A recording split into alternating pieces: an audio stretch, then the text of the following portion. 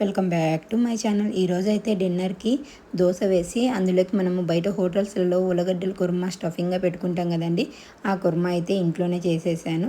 ఫైనల్గా మనం చట్నీస్ ఏం లేకుండా అదే కుర్మాతో తింటామన్నారు మా వారు పిల్లలు, అందుకు అదే చేశాను. చూడండి ఇప్పుడు ప్రాసెస్.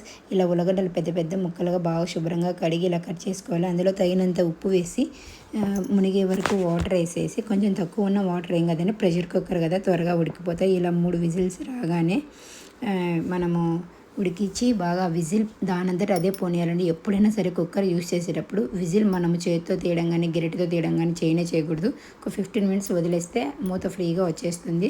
తర్వాత వాటిని అన్నిటినీ ఇలా మనము తోలు తీసేసుకొని ఇలా చేత్తో ఇలా మెత్తగా చేసి పక్కన ప్లేట్లో అయితే పెట్టేసుకోవాలండి. అందులోకి ఇప్పుడు మనము పోపు వేసుకోవాలి కదా, దానికోసం అయితే మనము ఉల్లిపాయలు, 2 పచ్చిమిర్చి, కొత్తిమీర, కరివేపాకు ఇంతే అండి. పెద్దగా ఏం ఇంగ్రీడియంట్స్ అయితే ఇందులో వేయరు.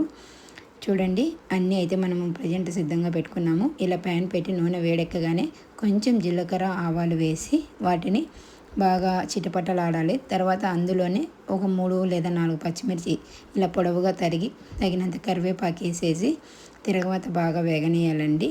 తిరగవాత వేగేటప్పుడు మనం చాలా జాగ్రత్తగా ఉండాలండి. లేడీస్ ఏదో పనిలో పడి హడావిడిగా చేస్తాం. చాలాసార్లు ముఖం మీద ఎగరడం లేదా చెయ్యికి నూనె పడడం జరుగుతూ ఉంటుంది.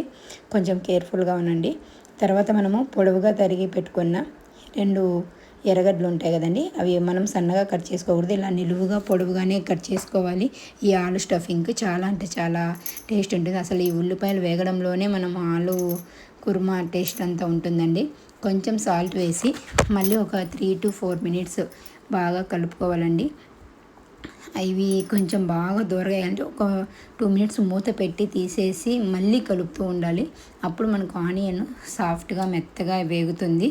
చూడండి కొంచెం కలర్ చేంజ్ అయింది కదా. ఇప్పుడు మనం అందులో ఒక 1/2 టీ స్పూను పసుపు వేయాలి.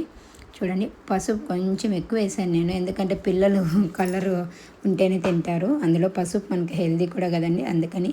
అది బాగా వేగిన తర్వాత మనం ఆలు అంతా సన్నగా చేత్తోనే మెదుక్కున్నాం కదండి, ఆలు స్టఫింగ్ అంతా వేసాలి. ఇప్పుడు మనం ఉప్పు యాడ్ చేయాల్సిన అవసరం లేదు. ఆనియన్స్కి సపరేట్గా స్టార్టింగ్లో వేసాము, ఆలుకి మనం బాయిల్ చేసేటప్పుడే వేసాము, అది సరిపోతుంది.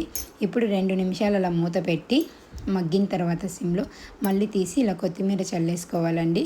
అంతే, చాలా అంటే చాలా సింపుల్ రెసిపీ. స్టఫింగ్ రెడీ అయిపోయిందండి. పెద్దగా ఏం ఇంగ్రీడియంట్స్ లేదు. ఇప్పుడైతే మనం దోశ ప్రిపేర్ చేసుకుందాం. దోశ పిండి తీసుకొని అందులోకి తగినంత వంట సోడా అలాగే కొంచెం సాల్ట్ వేసి కలిపేసుకోవాలండి. ఇలా మనం దోశ వేసుకొని కొంచెం ఆయిల్ వేసేసుకొని 2 వైపులా దోశ చాలామంది ఒక సైడే కాలుస్తారండి, కానీ దోశ ఎప్పుడు 2 వైపులా కాలిస్తే చాలా అంటే చాలా బాగుంటుంది. అది ఇనుపదండి ఈ పెనము, అందువల్ల కొంచెం అతుక్కుపోయినట్టుగా ఉంటుంది, కానీ టేస్ట్ చాలా బాగుంటుంది. నాన్ స్టిక్ కంటే కూడా ఇనుపవి వాడండి, చాలా బాగుంటుంది. ఓకే అండి.